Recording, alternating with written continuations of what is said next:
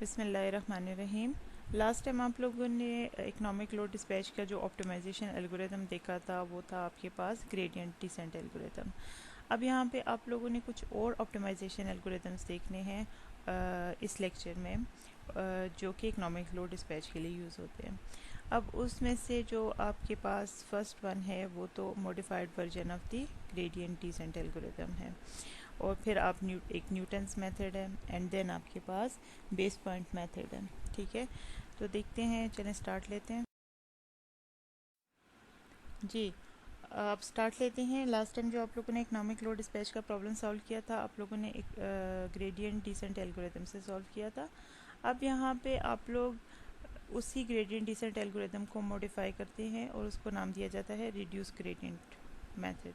ठीक है, अब रिड्यूस ग्रेडियंट मेथड में आप लोगों ने आप लोगों के क्या स्टेप्स होंगे, आप लोगों ने क्या करना है कि आप लोग इसमें से वन ऑफ द जनरेटर को डिपेंडेंट वेरिएबल बना लेते हैं और उसको रिमूव कर देते हैं मेन प्रॉब्लम में से। अब डिपेंडेंट वेरिएबल किस तरह से बनाते हैं और कैसे बाकी प्रॉब्लम से रिमूव करते हैं कि लेट से आपकी जो प्रीवियस एग्जांपल थी 3 जनरेटर्स वाली या 3 यूनिट वाली एग्जांपल, आपने उसी एग्जांपल को उठाया और आप कहते हैं कि उसमें से लेट से मैं P3 को पिक करता हूँ।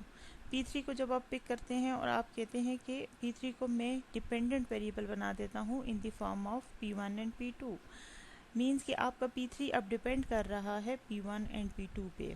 ठीक है, आपकी मेन इक्वेशन क्या होती है कॉन्स्टेंट की कि generation must be equal to the demand, और लेट से यहाँ पे आप कह रहे हैं मेरे पास डिमांड जो है वो दैट इज़ 800 मेगावाट, और आपके पास P3 को वहाँ से अगर आप सेपरेट करते हैं तो P3 आपके पास क्या आ जाएगा 800 माइनस P1 माइनस P2, कि अब P3 जो है वो P1 एंड P2 पे डिपेंडेंट हो गया। आपके पास P1 P2 की वैल्यू से ही आप P3 कैलकुलेट कर सकते हैं। ठीक है, तो आपने इसको डिपेंडेंट कर लिया, पहला स्टेप। देन आपकी टोटल कॉस्ट किस तरह से मिनिमाइज होगी, then your cost function will be, normally आपका कॉस्ट फंक्शन किसके इक्वल होता है F P one F plus F P two plus F P three.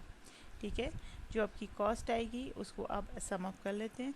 लेकिन यहाँ पे अब आपके पास F1 P1 and F2 P2 तो वहाँ पे ही है, बट F3 P3 के बजाय आप क्या डालेंगे, F3 is over there but P3 is replaced by this equation which was 800 minus P1 minus P2।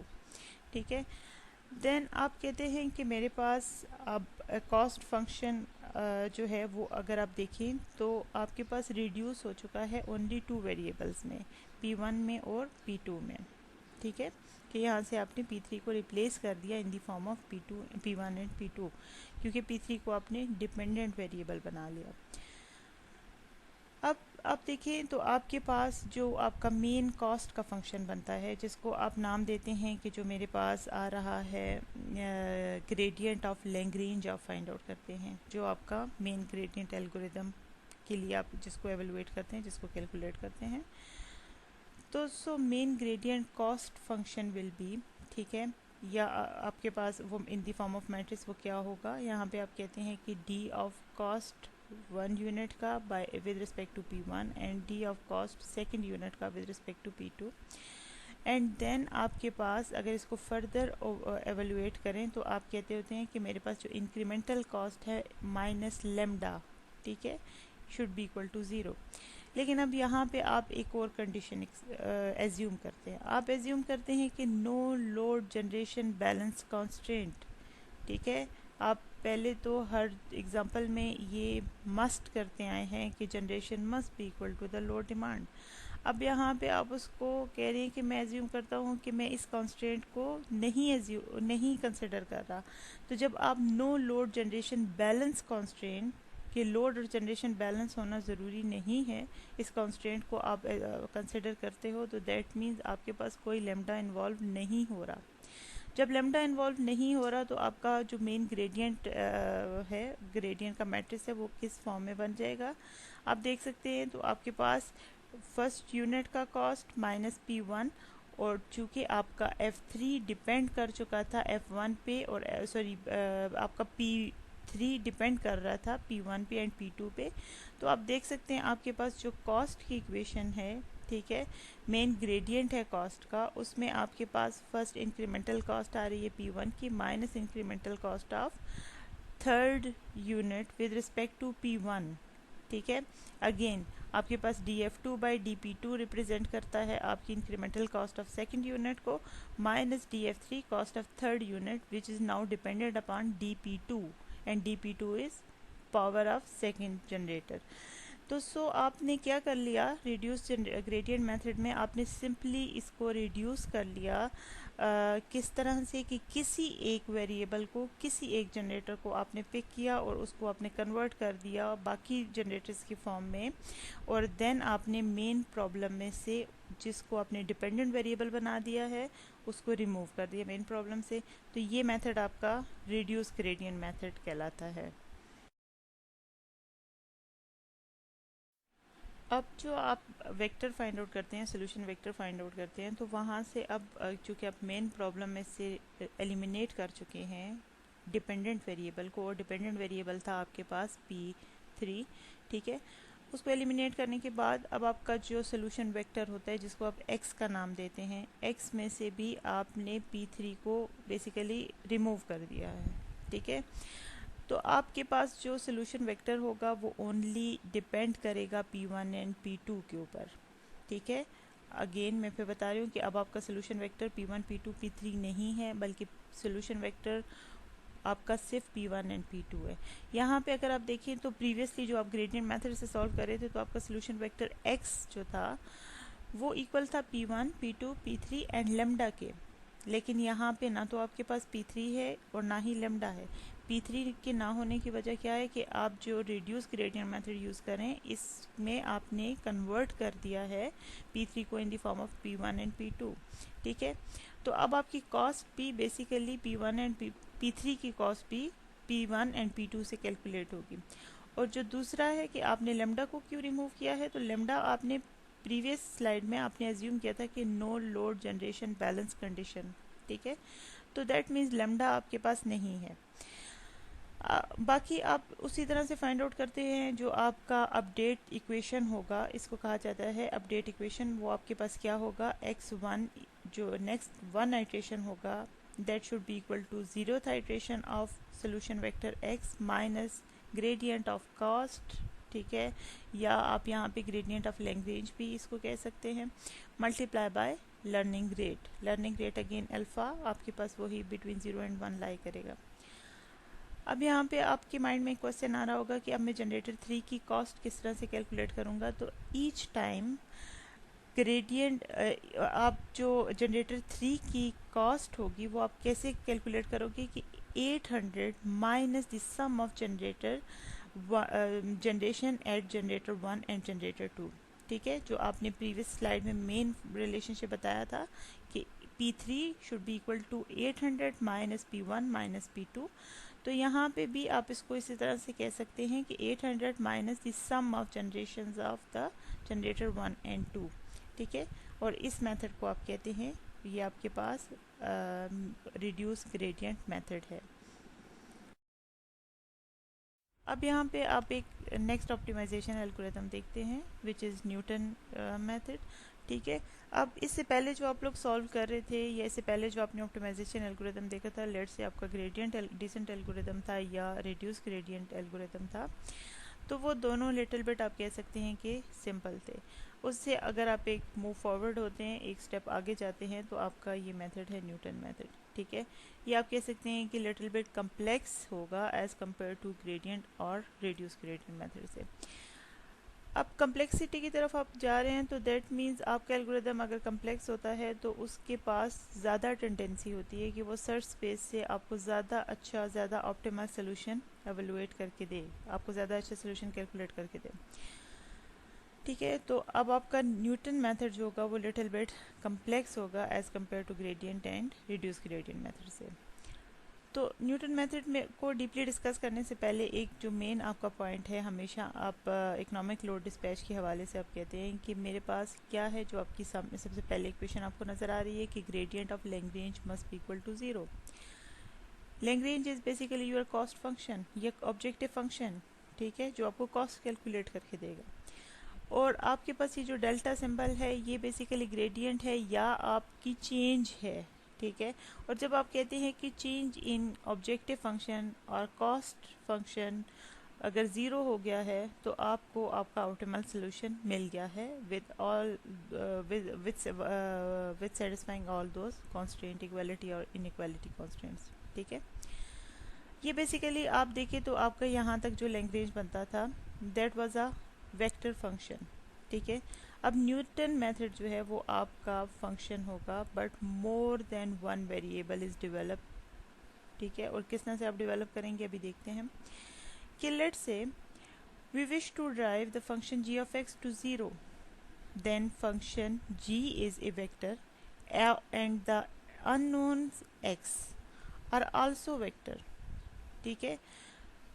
कि आप के पास एक फंक्शन है g, ठीक है, और आप उस फंक्शन को ज़ीरो करना चाह रहे हैं। g आपके पास एक वेक्टर है लेकिन g ऑफ आपने कहा x, तो x भी आपका एक अननोन्स का वेक्टर था। ऐसे वेरिएबल से लेट से आपने प्रीवियस एग्जांपल में x के अंदर क्या डाला हुआ था, p रिड्यूस ग्रेडियंट में p1 एंड p2 डाला हुआ था, तो x भी एक वेक्टर है एंड देन g भी आपके पास एक ऐसा वेक्टर होगा जिसके अंदर आपके पास एक और अननोन का वेक्टर आएगा x, ठीक है। तो न्यूटन मेथड को आप किस तरह से लिख सकते हैं मैथमेटिकली कि g of x plus change in x equal to g of x plus g bar of x and g bar is derivative of x into change in x must be equal to 0, ठीक है। अब आपके पास यहाँ पे ये main cost function बन गया। g of x आपके पास किसका वेक्टर होगा, g of x will be g1 g2 g3 and g1 g2 g3 के dependent variables are x1 x2 x3, ठीक है। तो g1 भी कैलकुलेट होगा with respect to x1 x2 and x3, again g2 will be calculated with respect to x1 x2 and x3, again g3 will be calculated with respect to x1 x2 and x3। Then the partial derivative of g of x will be,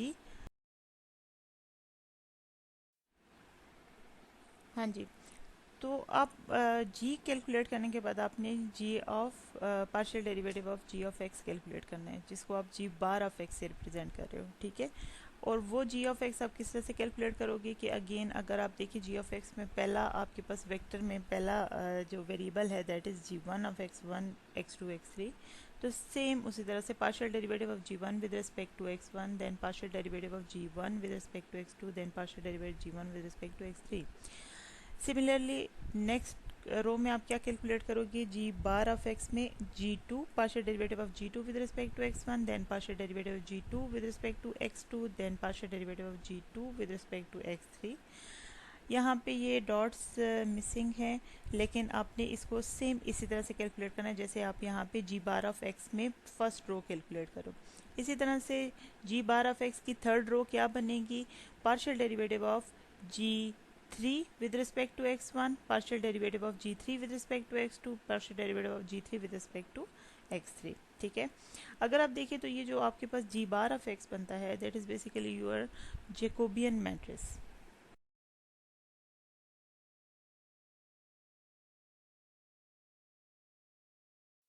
अब देखिए जो आपने unknown vector calculate करना है x, ठीक है, वो हर iteration में आप किस तरह से कैलकुलेट करोगे या आपके पास जो चेंज इन x आएगा वो किस तरह से आएगा, ठीक है। वो आपके पास आता है minus g bar of x inverse into g of x। यहाँ पे ज़ाहिरा आपके पास मैट्रिक्स मल्टीप्लिकेशन इन्वॉल्व हो रही है तो वो आपके पास g को मल्टीप्लाई किया गया है g इनवर्स के साथ, ठीक है। अब g बार जो आपका यहाँ पे मेंशन किया गया है वो अगर आप देखें तो g आपके पास क्या है, g आपके पास सिंपली लैग्रेंज था, ठीक है। जो फर्स्ट ऑर्डर डेरिवेटिव आप कैलकुलेट करते हैं लैग्रेंज का, तो वो आपका यहाँ पे बेसिकली g ऑफ x है, ठीक है। ये जस्ट सिंप्लीफाई करने के लिए आपको इस तरह से शो करवाया गया है कि g ऑफ x होगा और g ऑफ x का फिर अगेन पार्शियल डेरिवेटिव लेना है। तो सो बेसिकली आपके पास g ऑफ x क्या है, आपका first order derivative of Lagrange है, और जब आप उसका अगेन पार्शियल डेरिवेटिव लेंगे तो वो आपके पास बन जाएगा सेकेंड ऑर्डर डेरिवेटिव बन जाएगा, ठीक है, यानी आपके पास लैग्रेंज का first order derivative is delta Lagrange, and then when you take again partial derivative of delta Lagrange, तो सो आपके पास सेकेंड ऑर्डर डेरिवेटिव इन्वॉल्व हो जाएगा। ठीक है, और यहाँ पे आप देखिए तो चेंज इन एक्स आप कैसे कैलकुलेट कर रहे हो, अगर इसको फर्दर एलोबरेट कर लो या इसको in the form of Lagrange ही लिखें जिसके साथ आप यूज टू हैं, तो माइनस मैट्रिक्स आपका आ जाएगा सेकेंड डेरिवेटिव ऑफ लैग्रेंज, ठीक है, और inverse into first order derivative of Lagrange. ठीक है, और इकोनॉमिक डिस्पैच का जो आपका मेन प्रॉब्लम है उसको आप किस तरह से कैलकुलेट करते हैं कि आपके पास जितनी भी कॉस्ट आ रही है उसको सम अप करके प्लस लेमडा इनटू कांस्टेंट, ठीक है, जो आपका लोड बैलेंस कांस्टेंट है, लोड जनरेशन बैलेंस कांस्टेंट है। ठीक है, तो अब जो आपके पास सेकंड डेरिवेटिव इन्वॉल्व हो जाता है तो वो बेसिकली आप क्या कर रहे हो कि आपका जो जी ऑफ एक्स था या आपके पास डेल्टा ऑफ लैग्रेंज था, that is actually Jacobian matrix. ठीक है, लेकिन जब आप जैकोबियन मैट्रिक्स का अगेन डेरिवेटिव लेते हैं तो आपको हेसियन मैट्रिक्स मिल जाता है। तो यहाँ पे आप कहते हैं कि मैंने जैकोबियन तो आप प्रीवियसली कैलकुलेट कर रहे थे, अब आपके पास आपने हेसियन मैट्रिक्स को कैलकुलेट करना है। अब अगर हेसियन मैट्रिक्स को आप फर्दर ओपन करते हैं तो आपके पास देखें किस टाइप का मैट्रिक्स बनेगा। आप यहाँ पे देख सकते हैं कि आपके पास आप अगेन लैग्रेंज का जो ग्रेडियंट है इसका अगेन पार्शियल डेरिवेटिव लेंगे तो so you will get a Hessian matrix, और इसको जब फर्दर ओपन करते हैं तो आपके पास second derivative of Lagrange involve हो जाएगा। लेकिन आप यहाँ पे देखें जो डिनोमिनेटर्स हैं वो आपको लिटिल बिट कंफ्यूज करेंगे, तो आप उसको मैंने आपकी आसानी के लिए आपकी कन्वीनियंस के लिए उसको फर्दर ओपन करके, ठीक है, यहाँ पे आपके पास एक पिक्चर फॉर्म में भी है, तो आप देखिए तो फर्स्ट रो में, ठीक है, फर्स्ट रो में आपने डिनोमिनेटर में x1 को हर एक के साथ मल्टीप्लाई कर दिया, partial derivative of x1 first row में आ गया डिनोमिनेटर में। इसी तरह से सेकंड रो में हेसियन मैट्रिक्स की आपके पास आ जाएगा partial derivative of x2 denominator में, सारों के साथ मल्टीप्लाई होगा। इसी तरह थर्ड रो में अगर आप चले जाएं तो आपके पास x3 आप कह सकते हैं कि partial derivative of x3 constant रहेगा। एंड देन लास्ट आपने सपोज किया है कि आपके पास n यूनिट का सिस्टम है, तो लास्ट में अगर आप देखिए तो आपका x ऑफ लास्ट रो में x ऑफ n आपका कांस्टेंट रहेगा, रो वाइज आप अगर इसको देखें। बाकी आपके जो वेरिएबल्स हैं वो किस तरह से चेंज हो रहे हैं कि अब आप फर्स्ट रो सेकंड कॉलम को देखें तो x1 डिनोमिनेटर की बात करें, नोमिनेटर तो आपके पास सब में सेम आएगा कि आप सेकंड डेरिवेटिव ऑफ लैग्रेंज ले रहे हैं, लेकिन विद रिस्पेक्ट टू व्हाट वो इम्पोर्टेंट है आपके पास। ठीक है, तो अब फर्स्ट रो सेकंड कॉलम में अगर आप जाते हैं तो आपके पास देखिए आपने कहा था कि फर्स्ट रो में मैं डिनोमिनेटर में पार्शियल डेरिवेटिव ऑफ x1 को कांस्टेंट रखूंगा, तो x1 के बाद सेकंड आपके पास वेरिएबल क्या होगा, partial derivative of x2। Next आपके पास क्या आना चाहिए, नोमिनेटर अगेन सेम, डिनोमिनेटर में partial derivative of x1 into partial derivative of x of 3 and so on. और फर्दर आपके पास जो फर्स्ट रो का लास्ट कॉलम बनेगा वो आपके पास क्या आ जाएगा, nominator will be same, partial second derivative of Lagrange divided by partial derivative of x1 which was constant and then partial derivative of x of n।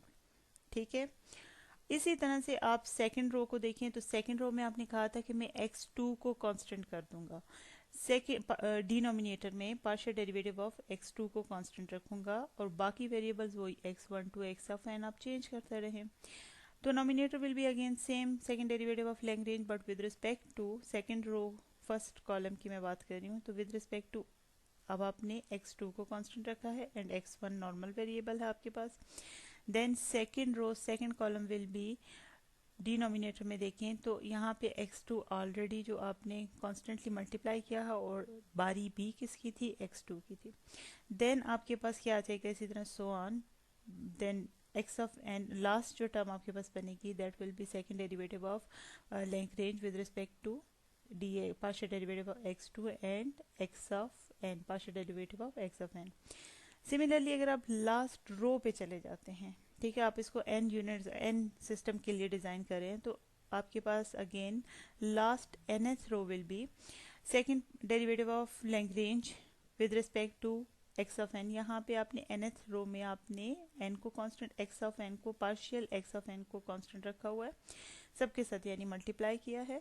तो partial x of n will be multiply by partial x of 1, then partial x of in second column it will be in denominator partial x of n into partial x of 2 and so on, and in last column you will get partial second derivative of Lagrange with respect to dx1 x of n square। यहाँ पे आप एक चीज़ और observe कर सकते हैं, ठीक है, कि जो आपका हेसियन मैट्रिक्स बनता है उसके डायगोनल पे आपके पास मेन एलिमेंट्स आ रहे हैं। लेट्स से x1 का स्क्वायर डिनोमिनेटर में आपके पास फर्स्ट डायगोनल पे आ रहा है, सेकंड डायगोनल पे आपके पास डिनोमिनेटर में x2 का स्क्वायर आ जाता है, and so on, and last diagonal जो आपका बनता है वो आपके पास देखिए तो डिनोमिनेटर में x ऑफ n का स्क्वायर आ रहा है। तो बिसाइड डायगोनल आपको नॉर्मल डिनोमिनेटर में कोई स्क्वायर नहीं मिलेगा, दो टर्म्स मल्टीप्लाई हो रही होंगी, लेकिन डायगोनल पे आपको हर एलिमेंट का, हर वेरिएबल का एक स्क्वायर टर्म डिनोमिनेटर में मिल जाएगी, यानी partial derivative of x1 square, partial derivative second diagonal will be partial in, मैं डिनोमिनेटर की बात कर रही हूँ, second derivative of partial derivative of x2 square and so on, and partial derivative of x of n square। Hope आपको ये समझ आ गया होगा कि हेसियन मैट्रिक्स वो किस तरह से बना रहा है, ठीक है। अब न्यूटन मेथड में और ग्रेडियंट में जब आप इसको दोनों एल्गोरिदम्स को यूज़ करते हैं इकोनॉमिक लोड डिस्पैच का प्रॉब्लम सॉल्व करने के लिए, तो आप कह सकते हैं कि मेरे पास न्यूटन मेथड जो है वो फास्ट है, जल्दी कन्वर्ज कर जाता है, वो मुझे quickly optimal solution find out करके दे देता है as compare to gradient method. अब एक एग्जांपल उठाते हैं और इसको न्यूटन मेथड से सॉल्व करते हैं। ये आपकी बुक में एग्जांपल है 3G, ठीक है। देन इसमें आप वही 3 यूनिट वाला सिस्टम लेते हैं और आपने इसको सॉल्व करना है। ये डेटा आपने इसका वही उठाना है जो आपके पास प्रीवियसली आप सॉल्व कर चुके हैं 3F एंड 3E एग्जाम्पल को, ठीक है। यहाँ पे डिफरेंस क्या होगा न्यूटन मेथड में कि आपको एक हेसियन मैट्रिक्स कैलकुलेट करना पड़ेगा। तो सपोज अब ये आपके पास एक पिक्चर की फॉर्म में, होप सो आपको नज़र आ रहा होगा। अब अगर आप देखें तो आपके पास आ जाता है जो P1 है, ठीक है, जीरो थाइट्रेशन वाला, या इनिशियली जो इसको आप एज्यूम करें that is P1 is 300 megawatt, P2 is 200 megawatt and P3 is 300 megawatt, ठीक है। और इनिशियली आप एज्यूम करते हैं कि lambda is equal to 0। Again जो फर्स्ट स्टेप आपका होगा कि आपने cost in rupees per hour में कैलकुलेट करनी है, तो आप हीट रेट को मल्टीप्लाई करेंगे फ्यूल कॉस्ट के साथ, ठीक है। तो आपके पास एक क्वाड्रेटिक इक्वेशन आ जाएगी और वो क्वाड्रेटिक इक्वेशन आपके पास कॉस्ट को दे देगी रुपीज़ पर आवर में, क्योंकि आपने वही सिस्टम उठाया हुआ है 3 यूनिट वाला सिस्टम जो आपने प्रीवियस एग्जांपल में आप सॉल्व कर चुके हो। तो आपके पास F1 F2 F3 की एक quadratic equation, 3 quadratic equations rupees per hour में आपको नज़र आ रही हैं, ठीक है। ये ऑलरेडी आप यूज़ भी कर चुके हो। इसके बाद आपका नेक्स्ट स्टेप क्या होता है, आप लैग्रेंज फाइंड आउट करते हैं, gradient of Lagrange find out करते हैं, यानी आप partial derivative of find out करते हैं, ठीक है। तो जो आपका ये लैग्रेंज बेसिकली आपका कॉस्ट फंक्शन होता है, ऑब्जेक्टिव फंक्शन होता है।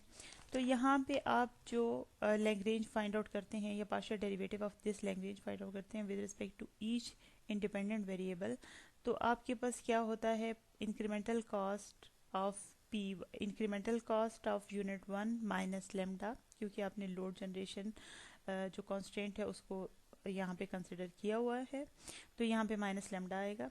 देन आपके पास again with second incremental cost of second unit minus lambda, incremental cost of third unit minus lambda, and then lastly you will get a constant which is load minus generation, ठीक है। अब यहाँ पे इनकी आप values अगर डालते हैं, ये दरमियान में इक्वल साइन है, ये वैल्यूज़ अगर आप कैलकुलेट करके, ये 3 इक्वेशन आपके पास मौजूद हैं, इसको विद रिस्पेक्ट टू F1 को विद रिस्पेक्ट टू P1 आप पार्शियल डेरिवेट करें तो आपके पास ये इक्वेशन आ जाएगी, ठीक है। और P1 की वैल्यू आपने स्टार्टिंग में एज्यूम कर ली है, तो वो P1 की वैल्यू यहाँ पे उठा के डाल दें, एंड देन आपके पास इसी तरह से सेकंड इक्वेशन आपके पास आ जाएगी। और सेकंड इक्वेशन जब आप F2 को पार्शियल डेरिवेट करेंगे विद रिस्पेक्ट टू P2, तो आपके पास जो है वो इक्वेशन P2 की फॉर्म में आ जाएगी, और P2 की वैल्यू 200 मेगावाट उसमें सब्स्टिट्यूट कर दें, एंड देन F3 को पार्शियल डेरिवेट करें विद रिस्पेक्ट टू P3, तो आपके पास अगेन एक P3 की फॉर्म में इक्वेशन आ जाएगी, उसमें P3 की वैल्यू जो आपने एज्यूम की हुई है 300 मेगावाट वो सब्स्टिट्यूट कर दें। और लास्टली आपने एज्यूम किया हुआ था कि आपका जो लेमडा है, यहाँ पे आपके पास लेमडा आ जाता है। लेमडा आपने एक्चुअली ज़ीरो कंसिडर किया हुआ है, तो वहाँ पे ज़ीरो सब्स्टिट्यूट कर दें। तो सो आपका जो लैग्रेंज चेंज इन लैग्रेंज आ जाएगा, या आपका जो कॉस्ट फंक्शन बन जाएगा, वो आपके पास ये वैल्यूज़ आपके पास यहाँ पे कैलकुलेट होके आ जाएंगी।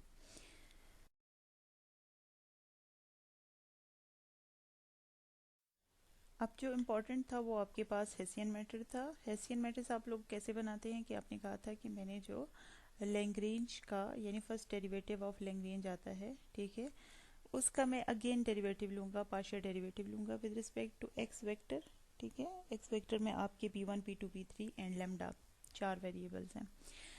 तो आपके पास हेसियन मैट्रिक्स बनेगा। अब इस प्रॉब्लम के लिए अगर आप देखें तो आपके पास हेसियन मैट्रिक्स क्या बनेगा कि आपका second derivative of Lagrange with respect to P1 square, और अगेन ये मैं अभी आपको एक्सप्लेन कर चुकी हूँ। सेकेंड डेरिवेटिव फर्स्ट रो को देखें तो P1 आपका वेरिएबल कांस्टेंट रहेगा, और बाकी P2 P3 P लेमडा आपका वेरी करेगा। इसी तरह से सेकेंड रो में आप देखें तो P2 आपका डिनोमिनेटर में partial derivative of P2 constant रहेगा, और बाकी P1 P2 P3 and lambda very करेगा। ठीक है, कॉलम वाइज।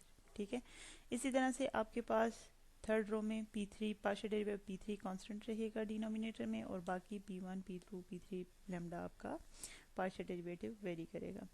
और लास्टली आपके पास आ जाएगा कि जो आपका फोर्थ वेरिएबल है लेमडा, तो अब आपके पास लास्ट वेरिएबल लास्ट रो में क्या लेमडा डिनोमिनेटर में कांस्टेंट रहेगा, यहाँ पे वो आपको क्लियर नहीं आया हुआ, तो मैं आपको बता देती हूँ। तो लास्ट रो आप लोगों के पास क्या बनेगी कि सेकंड लास्ट रो में फर्स्ट कॉलम यानी फोर्थ रो फर्स्ट कॉलम की मैं बात कर रही हूँ, तो second derivative of nominator again will be same कि second derivative of Lagrange with respect to denominator की मैं बात करती हूँ, तो फर्स्ट इनिशियली फर्स्ट कॉलम में आएगा D lambda into dp1, then d lambda into second column में dp2, then d lambda into dp3 is third column, and then d lambda square fourth column। ठीक है, तो ये सेम वही method है जो मैं आपको ऑलरेडी बता चुकी हूँ। अब यहाँ पे इम्पोर्टेंट ये है कि आपने जो लैग्रेंज है वो तो आपने कैलकुलेट कर लिया। ठीक है, लैग्रेंज आप लोग कैलकुलेट कर चुके हो, यानी आप ये स्टेप कैलकुलेट कर चुके हो कि डेल्टा लैग्रेंज यानी ग्रेडियंट ऑफ लैग्रेंज आपके लिए। लेकिन अब आप सेकंड डेरिवेटिव की जब बात करते हैं तो उसको देखते हैं। लेट से आप फर्स्ट रो में चले जाएं, तो फर्स्ट रो में आपने second derivative of Lagrange calculate करना with respect to P1 square, and then second derivative of Lagrange with respect to P1 and P2, and then so on. ठीक है, तो अब देखते हैं ये इसको किस तरह से कैलकुलेट करना। अब सेकंड डेरिवेटिव पे जाने से पहले थोड़ा सा लिटिल बिट मैं आपको रिकॉल करवाती हूँ कि लैग्रेंज आप किस तरह से बनाते थे कि summation of F of I P of I जितनी फ्यूल कॉस्ट आ रही है प्लस लेमडा इनटू जो आपका कांस्टेंट होता था लोड जनरेशन बैलेंस कांस्टेंट आपके पास। ठीक है, इसको फर्दर ओपन करें तो आप 3 यूनिट्स को ले रहे हैं, तो fuel cost of 1 plus fuel cost of 2 plus fuel cost of 3 plus lambda into आपका generation load, and then generation में P1 P2 P3 आ गया। लेकिन अब हिस्सियन मैट्रिक्स पे चले जाते हैं, तो हिस्सियन मैट्रिक्स में आपने देखें आपने कहा था और कि मैंने कैलकुलेट करना है जो फर्स्ट रो की बात कर रही हूँ। फर्स्ट रो फर्स्ट कॉलम में आप क्या कैलकुलेट कर रहे हैं कि partial Lagrange divided by partial P1 square. अब अगर आपको याद हो तो अभी प्रीवियस स्लाइड में आप देख चुके हैं कि partial Lagrange by partial P1 आपके पास क्या आता है, इंक्रीमेंटल कॉस्ट माइनस लेमडा। ठीक है, अगर यहाँ पे उसकी वैल्यूज डाल के देखें तो आपके पास क्या आ रहा था 7.92 plus 2 into 0.01562 P1 minus lambda.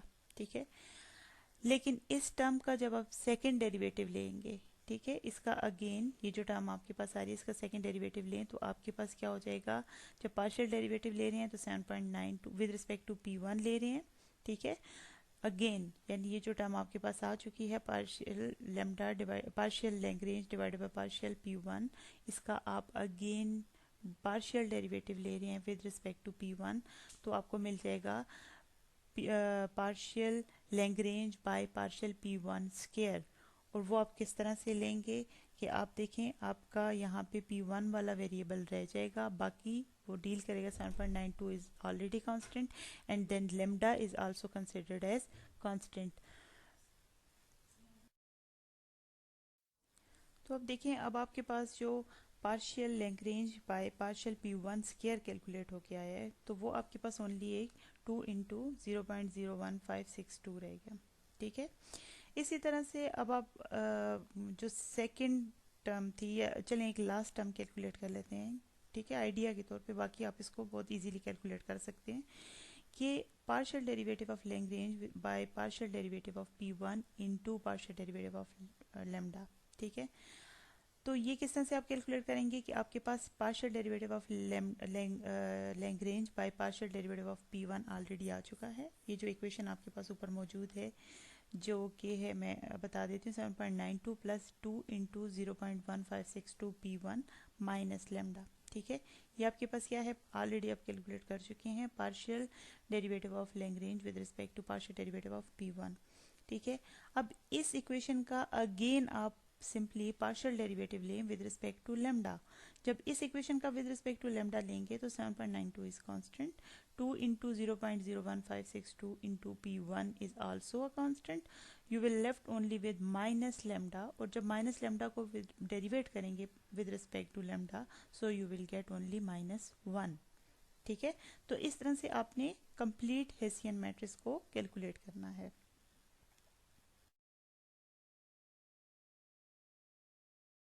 अब देखिए उसी हेसियन मेथड को हेसियन सॉरी मैट्रिक्स को अगर कम्प्लीटली आप कैलकुलेट करते हैं तो आपके पास ये वैल्यूज़ आ जाती हैं जो आपके पास सामने स्क्रीन पे आ रही हैं, और होप सो आप इसको मैनुअली बैठ के खुद कैलकुलेट करोगे, ठीक है। तो आप देख सकते हैं आपको एक तो डायगोनल पे ओनली वैल्यूज़ मिल रही हैं, ठीक है, और बाकी आपको ऑफ डायगोनल पे अगर देखें तो आपको जस्ट लास्ट लेमडा वाले कॉलम में वैल्यूज़, रो एंड कॉलम में वैल्यूज़ मिल रही हैं और जो कि -1 आ रही है, ठीक है। लेकिन जो आपकी मेन वैल्यूज़ हैं वो आपको डायगोनल पे मिल रही हैं। क्यों डायगोनल पे मिल रही हैं कि आपने जैसे पहला रो पहली कॉलम में जो वैल्यू आई हुई है आपने कहा है कि लैग्रेंज का डेरिवेटिव अगेन सेकंड डेरिवेटिव लूँगा with respect to P1 square. अब जब और फर्स्ट रो सेकंड कॉलम में क्या था कि partial derivative of Lagrange with respect of with respect to P1 and P2। तो partial derivative of Lagrange with respect to P1 तो आप ऑलरेडी कैलकुलेट कर चुके हैं। अब जाहिर है P1 वाली टर्म में आपके पास कोई P2 नहीं है, ठीक है, तो वो उसको कंसिडर करता है होल ज़ीरो को, होल कांस्टेंट। तो होल कांस्टेंट का जब वो डेरिवेटिव लेगा तो वो आपके पास ज़ीरो आ जाएगा, ठीक है। तो इसी तरह से अब फर्स्ट रो थर्ड कॉलम पे चले जाएं तो आपने क्या लेना है partial derivative of Lagrange with respect to partial P1 and partial P3। तो with respect to P1 Lagrange with respect to P1 already आप कैलकुलेट कर चुके हैं, और अगेन P1 में कोई P3 टर्म नहीं है तो आपके पास वो क्या आ जाएगा, उसको डील करेगा एज अ कांस्टेंट और उसको ज़ीरो कर देगा। लेकिन जहाँ पे लेमडा है वहाँ पे आपने उसको कैलकुलेट करके देख लिया वो -1 आ जाएगा। तो सो फाइनली आपके पास ये हेसियन मैट्रिक्स आ जाता है।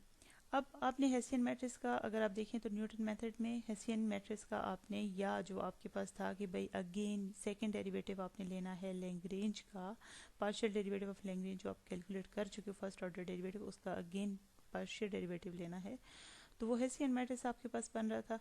हेसियन मैट्रिक्स का आपने जब न्यूटन मेथड में उसको डालते हैं तो वहाँ पे आपने उसका इन्वर्स कैलकुलेट करना है।